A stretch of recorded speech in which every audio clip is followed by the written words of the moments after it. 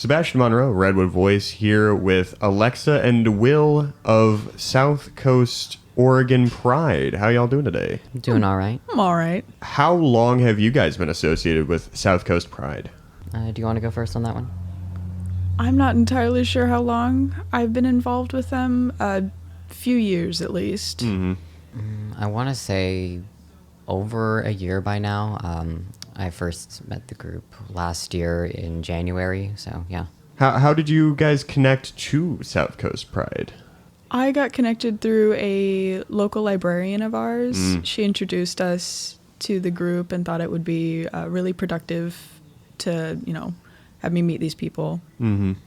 How long have you guys been planning for Pride in the Park? Since I want to say around December.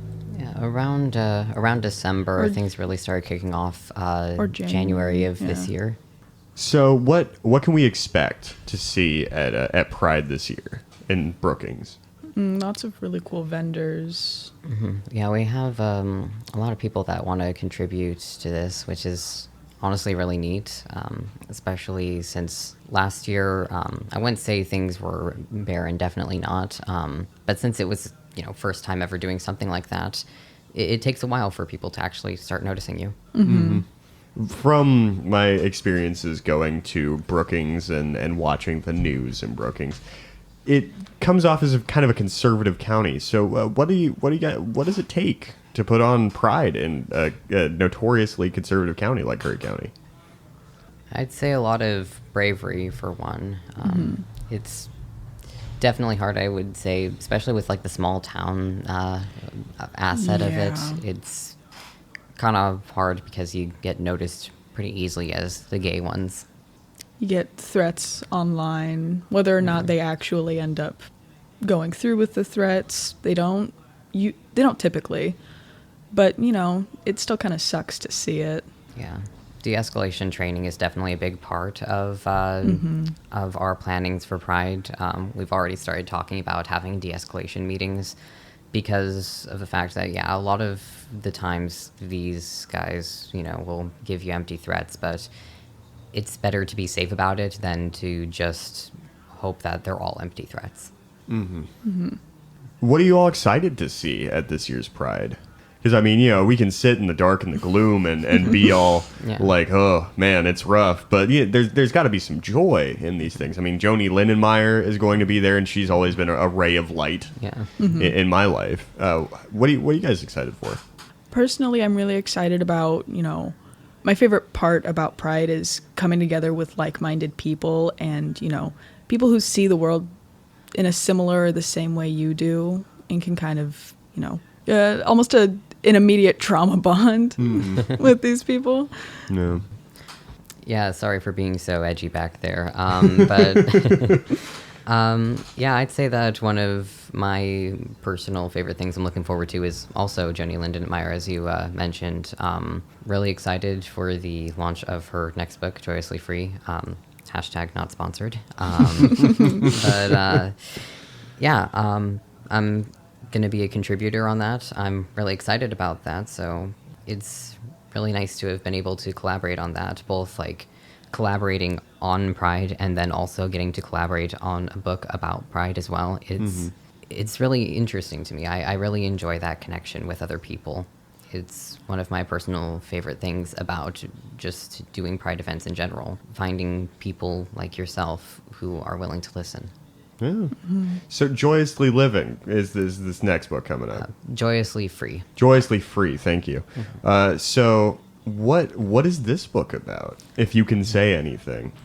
Given Joni's been pretty vocal about it herself, I think I am in the safe zone to also say things about it. From what I understand, it's mainly a book about other queer individuals contributing and collaborating their stories as a part of this. The way that I see it is basically Joni using her platform as a published author to also raise the voices of other queer individuals that she knows. So kind of an omnibus of the queer experience, just a bunch of bits and pieces. That's good. in the LGBT the community, the alphabet mafia, if you will. Yeah, those guys. It's an oral tradition, I've found, and it's not written down so much anymore. And I feel like that she's putting that to text is really important. It's definitely interesting seeing how we're finally coming to a time to where we actually have the ability and arguably the safety-ish to be able to actually openly discuss our experiences. And so having the chance to not be forgotten by history at large is an interesting thing to experience, especially from my perspective as a queer youth. Seeing that like increase in queer voices is really fascinating to me. It's also strange to think about how that hasn't really been a privilege for a while.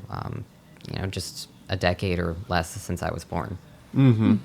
Yeah, I mean, like after the 2000s, things started to come into the fore, but even then, it was still kind of like on the fringes. And now that we're in the 2020s, the roaring 2020s, so to speak, things are coming to light again, which is really nice, especially after the pandemic and everything. Locking us all in our homes and not being able to go out and see our community. I mean, yeah, I'm glad to hear the Pride is coming to town. Yeah, and both here and in Curry. I'm very glad to hear that. Is there anything that I didn't ask about that you guys want to make sure gets said? Oh, there are several people performing too, aren't there? Oh yeah. Let's get that. Let's who's on the roster?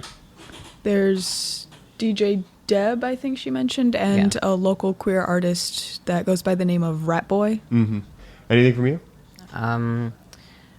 No, I don't think so.